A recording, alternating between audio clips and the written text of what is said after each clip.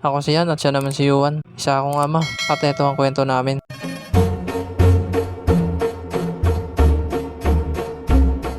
At ngayon araw nga, alis nga ako at sinama ko nga tong kumpare ko. Susunduin ko na kasi yung anak ko sa mama niya. Ngayon kasi pinag-usapan namin, nakasakay na nga kami ng jeep at papunta ng Fifth Avenue. Mag-LRT kasi kami.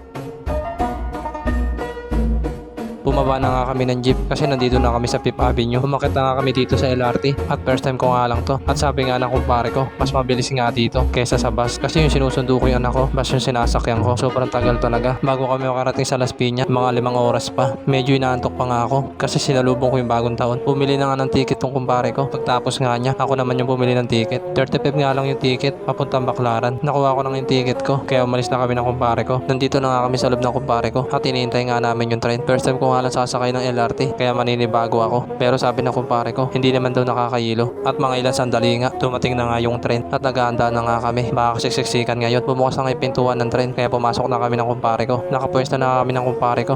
Okay mo dyan, pre. Picture kita.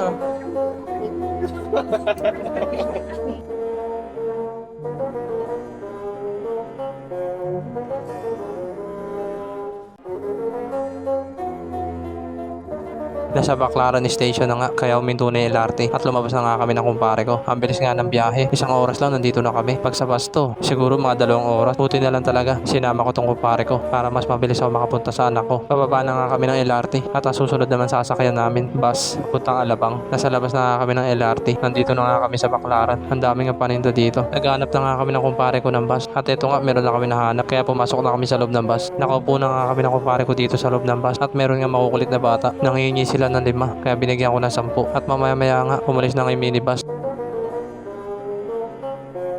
Nandito na nga kami sa Casimero, kaya bumaba na kami ng kumpare ko. Dito pala yung sa Las Piñas. Pagtapos nga nun, naghahanap nga kami ng tricycle. At eto nga, dumiretso na kami sa pila ng tricycle. At sumakay na nga kami sa loob ng tricycle. Nandito na nga kami sa loob ng tricycle at hinihintay lang namin mapuno. Napuno na nga yung tricycle, kaya umalis na yung tricycle. Bumaba na nga kami ng kumpare ko ng tricycle kasi nandito na kami sa kanto ng Balikatan at dito nga kami makikita ng mama ng anak ko. Nandito na nga kami sa kanto at naghihintay na nga kami dito ng kumpare ko at mga ilang sandali nga nakita ko na nga yung anak ko at papunta na nga dito. Nagtataka nga tong anak ko kasi bakit daw kasama si Ninong. Nagpunta na nga kami sa tricycle at pinasakay ko na nga tong anak ko. Sumakay na nga rin kami ng kumpare ko. Pagtapos nga nun, umalis na nga yung tricycle. Malapit na nga kami sa bababaan namin. Huminto na nga yung tricycle, kaya bumaba na kami. At bumaba na rin yung anak ko, pati yung kumpare ko. Pagtapos nga nun, umalis na kami. Papunta kami ng kanto kasi sasakay kami ng jeep pabalik sa Baclaran. Pagpunta nga namin sa kanto, meron na nga kami nakita ang jeep, kaya pinauna ko na yung anak ko pati yung kumpare ko. At sumunod na nga rin na pumasok sa jeep. Nandito na nga kami sa loob ng jeep.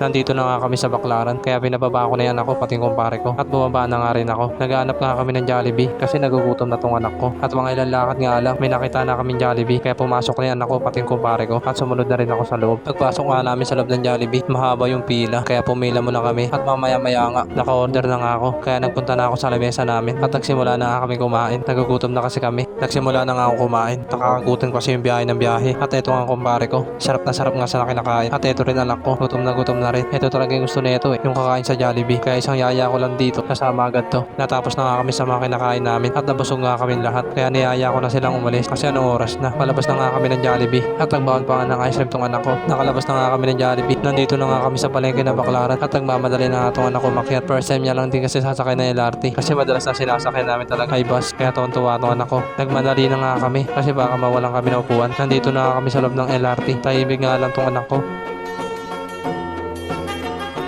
Nandito na nga kami sa UN Station, kaya bumaba na kami. At inalalayan nga na kumpare ko yung anak ko, baka kasi maipit sa train. Pababa na nga kami ng LRT. Nandito na nga kami sa labas ng LRT. At nagtataka ba kayo kung bakit kami dito bumaba? Abangan nyo na lang sa next vlog ko. Kung nagustuhan mo pala yung kwento namin, pakilike naman sa ka-share. Hanggang dito na lang. Salamat.